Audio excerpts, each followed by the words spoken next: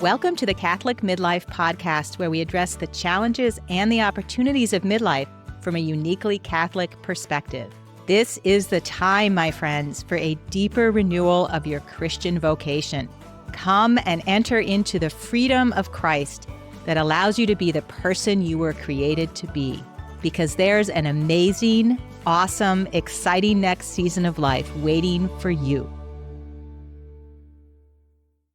Hello and welcome to the Catholic Midlife podcast. You are here and joining us in the middle of our season on boundaries with Curtis and Karen. Hey, everybody. It is great to be here with you. Karen, I heard from a listener. Excellent. He said, I love this topic that you're presenting on, boundaries. He said, one of the really big questions is, who are you going to let have influence in your life?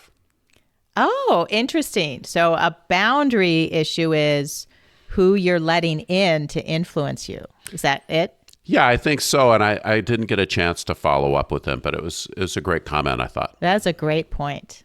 Karen, one of the central concepts or values that we have is around freedom. It's around Christian freedom, understanding it, having it, living it, because God has this wonderful, beautiful freedom for us. And I think one of the keys for boundary is for freedom. Okay, could you just tell me a little bit more about that, if you don't mind?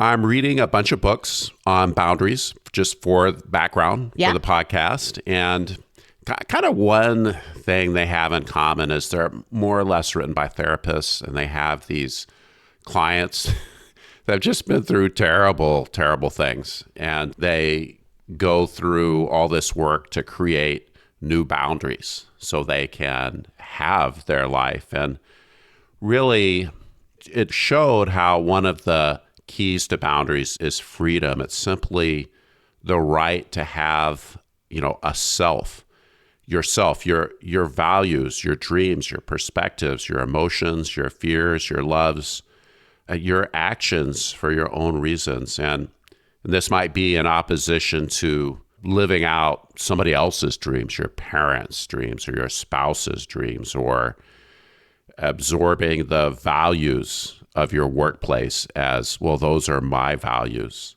Or, well, I have to do things the way the other homeschool parents do things. So it's almost like I have the right to be a person. I'm a person. And that means something. And it's going to be unique who I am and how I'm called to serve and live out the Christian life and Christian freedom. And I can own that. You own it. It's your responsibility. That's how God made you. And you have a right to it because that is how God made you. He made you with that dignity. And pretty soon, as you exercise your freedom, you realize, wow, there are things that it's incumbent on me to do. Freedom has you have to rise to the occasion. Yeah, it has its own responsibilities to stewardship. That's kind of what I'm hearing from you here is, I think we've been saying a little bit, boundaries protect your capacity to steward what you've been given. And now I'm hearing this other element here, which is boundaries. They really protect your Christian freedom. They protect who you're called to be as a Christian, and in that sense, they're vital. You can't not have them. That's right. And these more extreme cases, which we really haven't shared here, but they really show how you have to have your own identity to be a person and to live your life. So many of us obviously aren't going to have those extreme situations which have formed us in some ways or created patterns. However, I feel like we can all do a little work on boundaries. We can all grow in recognizing them, communicating them, being able to navigate them. And actually, Curtis, I thought maybe something we could do in this episode is just give people a few tangible examples. Like, what are we even talking about when we're talking about a boundary? What is that specifically? Right. That's a great idea. I remember going to a parenting talk. Okay. It was a long talk, and it was all about stepping up in your Christian duty as parents and moving the center of focus from yourself into your kids and welcoming them in your life. And at the end, I had a question for the speaker. I was like, well, what if you're just trying to watch a football game? And here comes the little kids. Yeah. And the speaker's like, oh, well, it's a man. Oh, well, then you can tell them, Dad's going to watch the football game now, and I'll play with you later. That's his boundary, perhaps, around football. Yeah, and it's fine for moms and dads to have some boundaries. I remember a lady that every day she had the little kids, she would read a book for a certain amount of time. Yeah. Kind of in the middle of the day. That was her recharge strategy. Okay. And her kids knew not to harass her at that time. They could learn the boundaries. Yeah. Yeah. Well, what if I had a boundary that was like, well, when the kids are running around and going crazy and driving me crazy and I really need some help and my husband is watching the football game, my boundary is that he gets to have the kids while he watches the football game. And I get to have a little recharge time. Right. So where's mom's recharge time? Yeah. And that's an example maybe of a boundary that needs to be negotiated and perhaps needs some flexibility. Well, this is a really good point, Curtis, because I think at times it can be hard to differentiate between, well, when are you setting a boundary and when are you working through some conflict and coming to a resolution or some kind of negotiated way forward? That's really a great point. So often when you read the literature or the advice on lines about boundaries, it's all about setting bottom lines, like you are not going to transgress this boundary. Yet in our real lives, if you will, we need to talk it through a little bit and find the right set point. Yeah. In fact, as I'm thinking about this now, it strikes me that often when I'm perhaps like with you, Curtis, when we're talking through a conflict or an issue, I can actually come to a lot more clarity about what my boundary is. And what I show up with at the beginning of the conversation isn't really where I end up at the end, because I've clarified, well, this is kind of the boundary that's rising to the surface for me, that the thing that's affecting me around this issue. Yeah, you can imagine the wife, probably this is how it would work, the wife telling the husband, don't leave your clothes in the middle of the floor. Just stop it. And it's a trigger for her, makes her feel unappreciated. What is he thinking? It's almost an insult. And she's said a few things, but somehow pretty soon, here comes the laundry in the middle of the floor. Yeah. Yeah.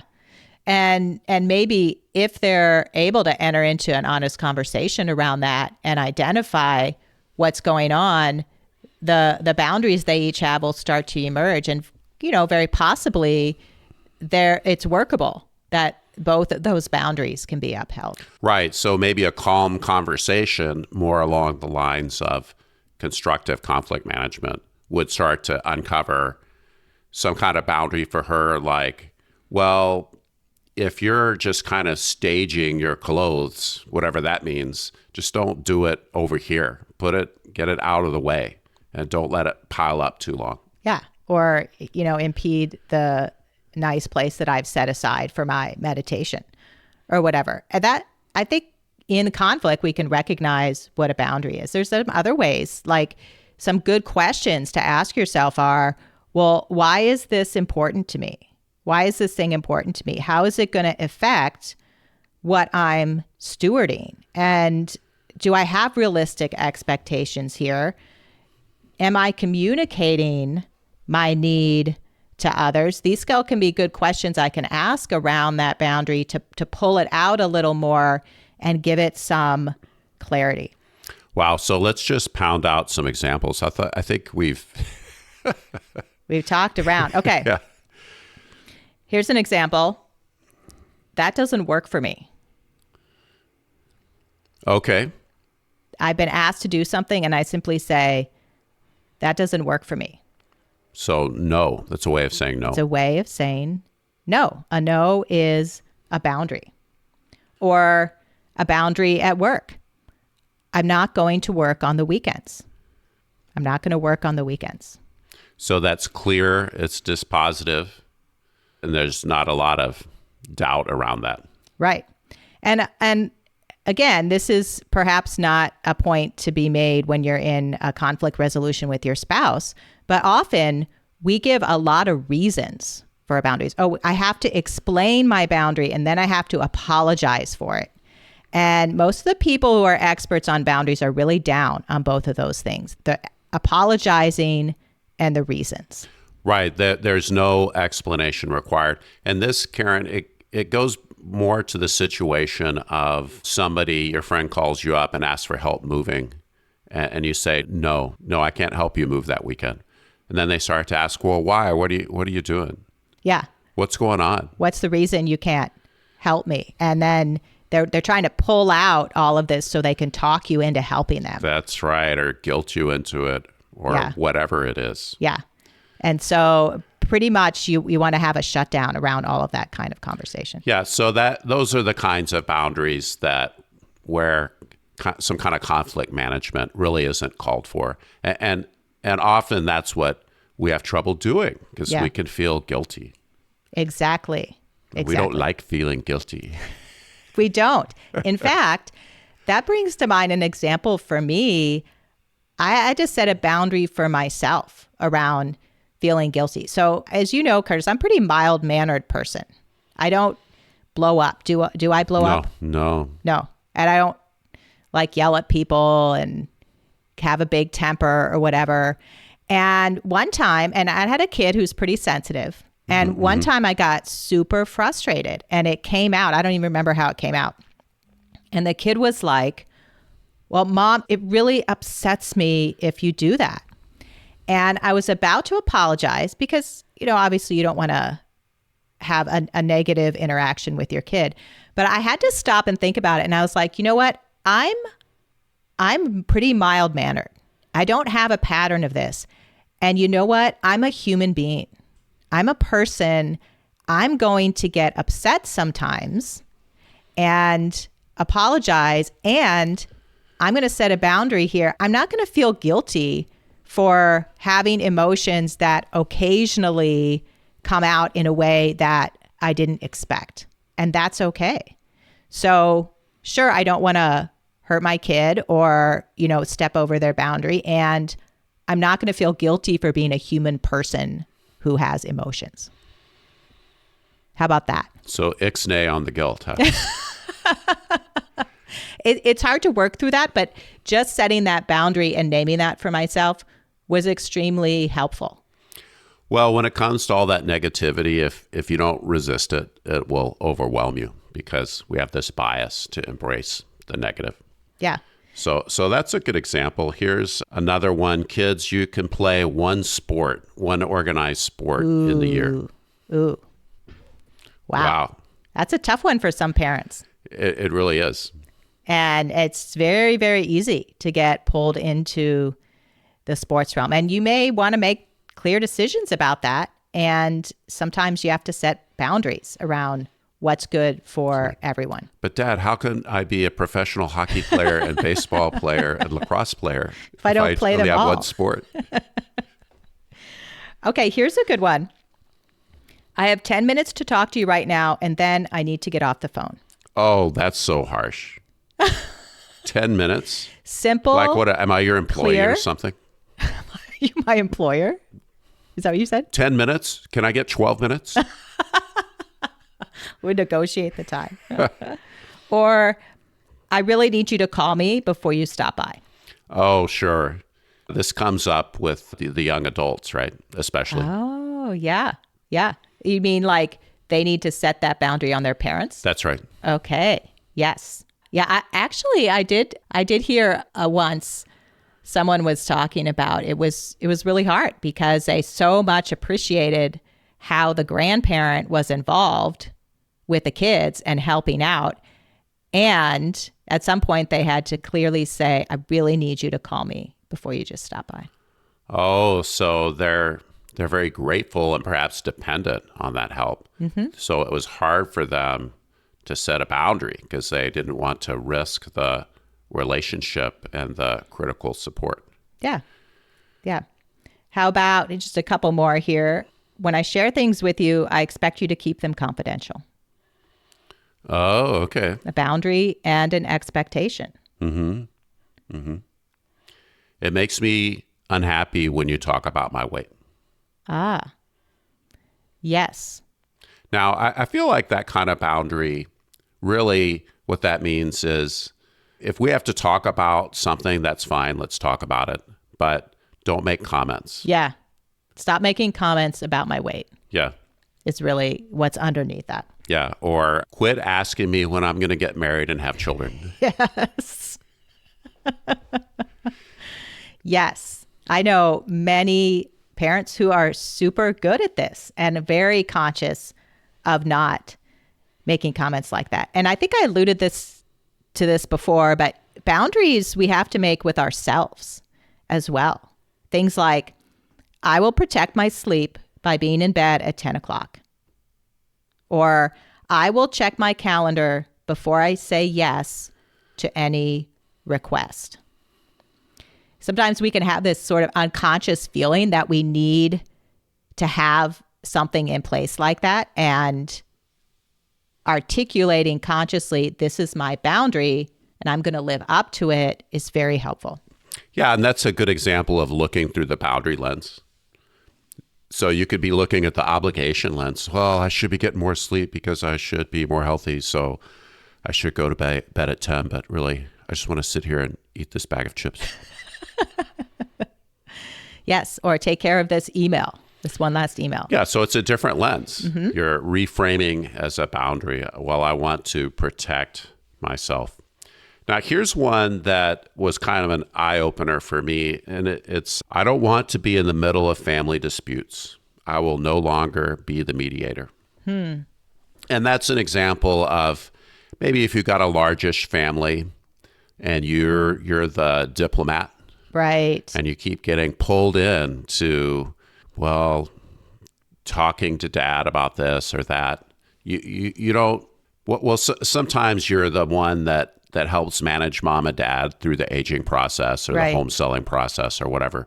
But this is more of a situation where there's conflict between your parents and the siblings, and you're mediating the conflict. So this is really helpful because you have to have the awareness to recognize the pattern and name what it is you're doing so that you can set the boundary around not doing that.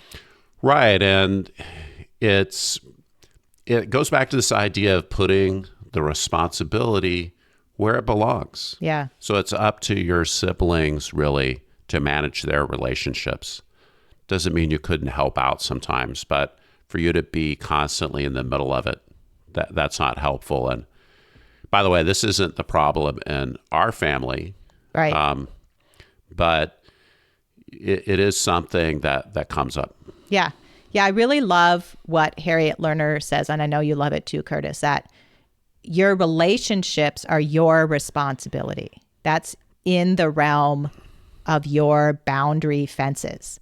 And you can't offload them into somebody else's boundary. And I think that this is really important. I kind of want to say it again. Like, part of what is in your sphere of stewardship and responsibility is your relationships with your family members, with your kids, with the people at church, with so-and-so. And you're responsible for your own obligations in those areas. And I think it's, in many, many ways, we don't even realizing that we're trying to offload that to somebody else. Well, one of her examples is your wife is not responsible for remembering your mother's birthday. Oh, is that the thing that struck you? Well, I was like, oh, busted. It's not that I ignored my mom on her birthday, but I never worried about getting the card to her, whatever. Right. And I just realized, oh, what am I doing? Yeah. Something about that really struck you, and you responded, and you're like, hey, I'm in charge of calling my parents. I'm in charge of knowing what's going on. And that's a great example, because I think we can do this in a lot of different ways in a lot of areas of life. Karen, you said you liked the cell analogy. Oh, yeah. And Catherine's book, Boundaries, she likes to talk about boundaries as having some different continuums. So one continuum is from rigid to too flexible. Okay. So an example of maybe too rigid is, okay, young adult kid living in the house, you have to tell me 12 hours in advance if you want to ride to work. Otherwise, it's not happening. That's very rigid. Yeah. But too flexible is, well, if I'm free, you can ask me anytime, like 5 minutes before. Right. And I'll take you. That's maybe too flexible. Yeah. Yeah. So something more in between would be, look, if you give me 12 hours notice, it's golden. If not, then you're really taking your chances. Sure. Maybe I'll take you. Maybe I won't be able to take you. You'll or maybe have I to won't find your own way. feel like it. Yeah. Maybe I won't feel like it. It's a little easier in the age of Uber to be kind of a hardliner on that. But, That's true. But hey, there you go. Technology at work. There's another continuum, going back to the cell analogy, from too closed in or shut off to too permeable. Okay. So sometimes, like if you ever had kids of a certain age and you put fertilizer on the grass and you tell your kids, keep off the grass. Well, pretty soon, the first thing they're going to do is go over there and kind of stand on the edge. They just want to see. And you might be like, oh, okay. And then they're going to keep testing that boundary. Yeah. And at some point, it's like, okay, you can do everything on the grass except lay on it and eat it. That's probably too permeable, right? But Yes. if you're too, so that's another example of this continuum. I think that this is interesting to me, this idea of having too rigid a boundary or too inflexible, because I think we can all resonate with the experience of needing to set a more firm boundary. And we may not recognize when our boundaries are really too rigid or inflexible for the situation. You know, like I don't have an example here, but I can imagine, you know, some guy's in a relationship and he's just like, well, I just don't talk about my feelings. Yeah. And that's really too inflexible and rigid, because part of having, excuse me, a close and intimate relationship is knowing who the person is and how they respond, and not just what they're thinking, but also what they're feeling. And so that wouldn't be appropriate for a close relationship. Well, maybe that's why she has its own continuum for that. Oh, does she? Yeah, she goes from too distant to over-connected. She calls that enmeshed. Okay. And that was one of her examples, actually, is, well, you're married to this guy and he's that's his boundary. Well, I don't talk about emotions. Well, that's too distant. That's ridiculous. Yeah. You can't really have intimacy with that kind of relationship. Now, too enmeshed is perhaps you're so keyed into his feelings that he can't have a hiccup without you responding to that, or all his values become your values, or all his goals become your goals. That's a really good example. But there was this one couple, and they may have been like a marriage mentor couple for us. Oh. And the guy would talk and he'd be going blah, blah, blah, blah. And his wife would turn and look at him with this adoring expression. Okay. And nod every time he said something. That I really liked that. Oh. So I should start to do that. Maybe you could do that. I think you need a little more feedback from me when you're talking. This is what I'm getting from this conversation. No, I just want the adoration. Well, you can communicate a need as desired, honey. And I would love to have a conversation with you about that. Yeah, there was another couple, like he would be driving. Yeah. And she would always respond to the traffic for him. So like somebody would cut in front of him. She'd say, "Oh, you jerk." She would have the response for him. Yeah, or somebody would zip by. She'd be like, "Oh, where you going, bozo?" It was really cute. I love that. So that's not a hint for you, honey. I know. I'm fully capable of responding to traffic for myself. Okay, I'll let you handle that one. Yeah, okay. Okay. I do want to make one more comment about this too rigid or too inflexible boundaries. And that is sometimes people just won't ask for help. They won't communicate a need. So for whatever reason, well, I'm having this big move and there's all these pieces and people are offering to help, not to do it for me, but to help. And I just like, no. And there are some situations where it's actually appropriate for friends and relations to help one another. And so if there's a pattern of just never asking for help, that seems like there's a boundary that's too rigid. What do you think? Yeah, that makes sense. There could be limiting beliefs in there around I can't trouble other people. Maybe an attitude of, well, I can ask, and if people say no, I'm totally cool with that. Yeah. Maybe some kind of thought process like that would be helpful. And speaking of boundaries, we're going to draw the line here. Good. That's probably a good idea. Probably a good idea. So I'm going to invite listeners to just think about where they have boundaries that they're not aware of, where they might like to have better boundaries, where they might be violating boundaries, and just some categories to stimulate your thinking. Yeah. There's in areas of open and honest communication. Okay.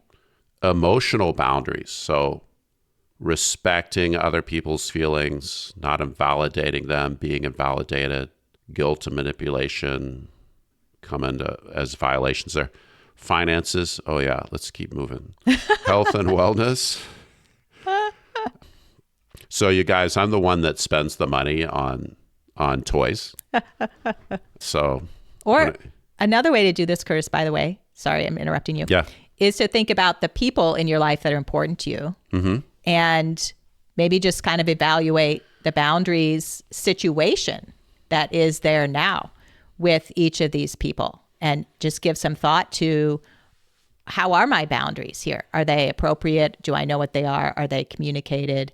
Am I respecting other people's boundaries? Yeah. And as you think about those persons, then kind of listen to your emotions. That's going to give you some clues. Yeah. Like, how are you doing?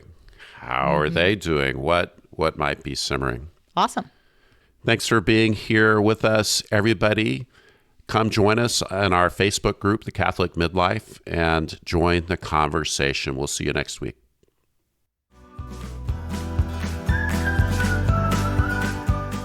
Thanks for being here with us. The Catholic Midlife podcast is for anyone that wants to receive the abundance of life that God has for each one of us.